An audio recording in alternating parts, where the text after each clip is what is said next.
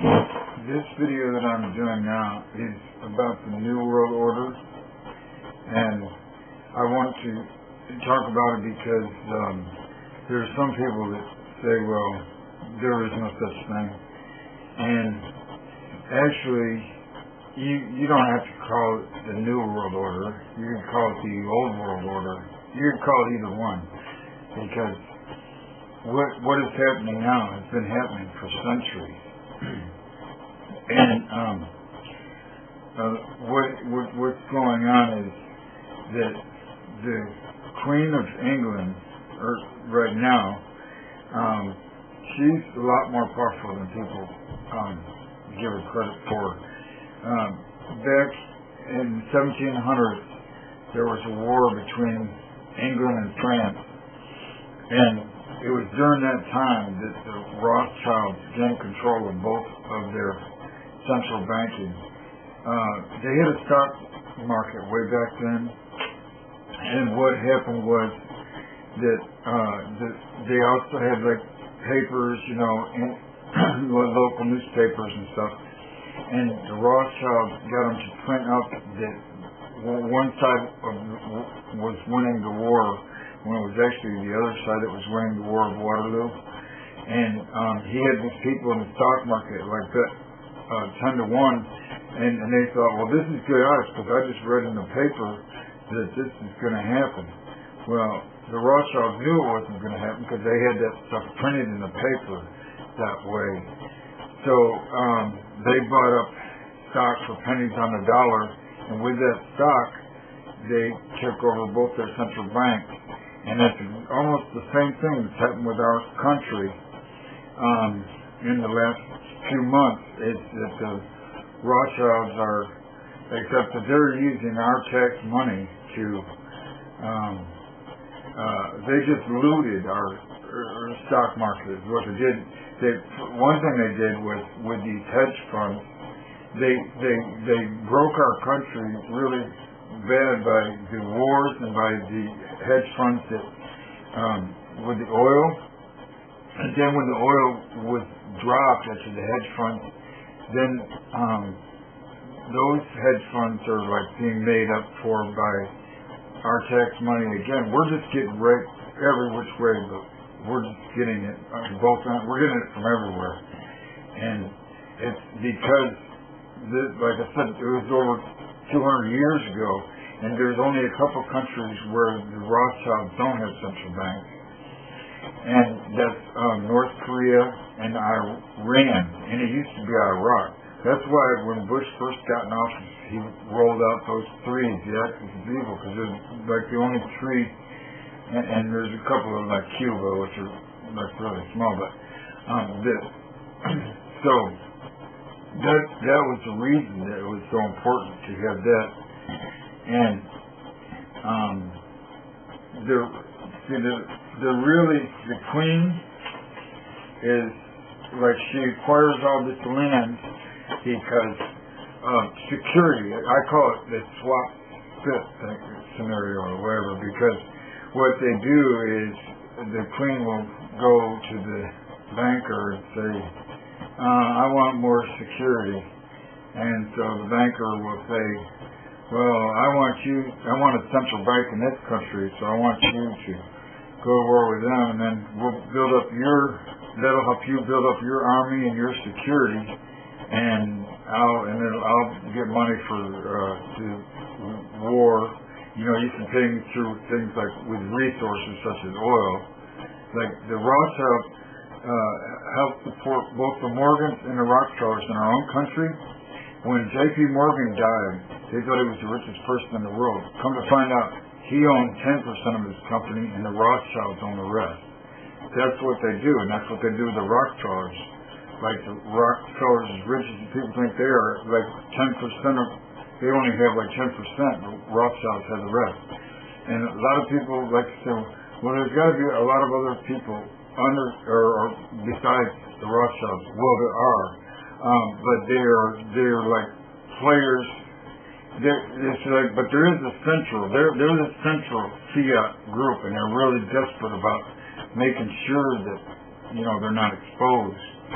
and the queens and kings, they don't want to be exposed either. The Queen of Netherlands, she's the Dutch royal shell. She's an Dutch royal shell goes through her, and it's just all, these kings and queens are like I say, they're just swap and spit, and with the Rothschilds.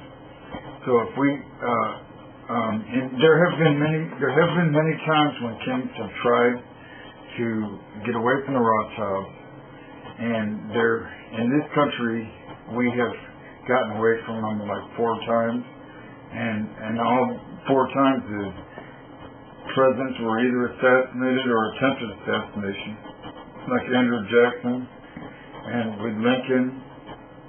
Well, Lincoln was assassinated, but anyway, and Kennedy, he wanted to get rid of the central bank, and I'm also hoping that Obama will do it, because they are very predatory, and somebody was saying before, like, well, don't these people know they work for us? Well, can you imagine if you talked to the Queen of England and said, you really work for us? She would just become very uncivilized very quickly. Like, you really think so? You're my subject. You've always been there. You belong to your stock. Because the stock market is really, it involves human flesh, and they do trafficking drugs, and they traffic in human flesh in the stock market. You don't know about it, but it's there, and they're setting up grids all over. Like, even if you look on your paycheck now, like there's IntelliCheck and stuff, where they've got people's wages and stuff right down to the minute almost, where they know where you're coming and going, everything that you're doing, like you're a piece of property to them. So when you tell them they work for you, they would spit in your face.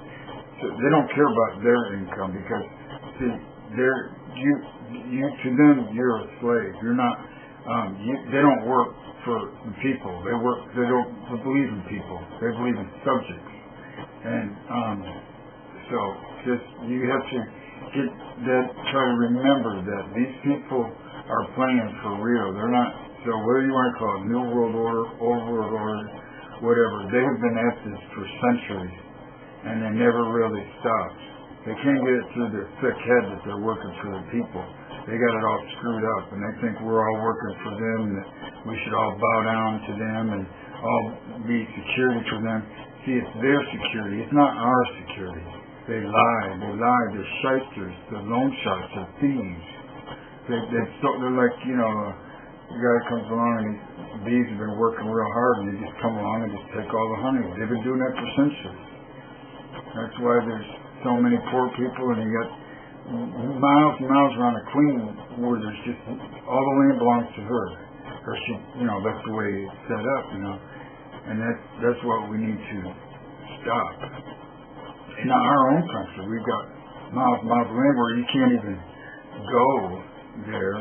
They say it's national parks, but a lot of places you can't even go to, and they got so many rules to make you say, well, don't even want to go anyway. So, anyway, that's what's going on right now. They're trying to get us all in boxes, and everybody's in this box, and they like us to have contention,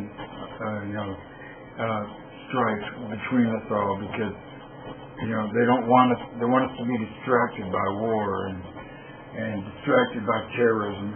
Like on 9/11, there was 4 drills, and there was 4 drills in London, and they said that they were at the exact same place at the exact same time as the bombers, and that's impossible. And it was impossible for us to have drills on 9/11 at the exact same place at the time too. Those are called false flag operations, and they happen in both England and here, and that's what we really need to stop. There was one news reporter that said this has gone far enough, and it really has.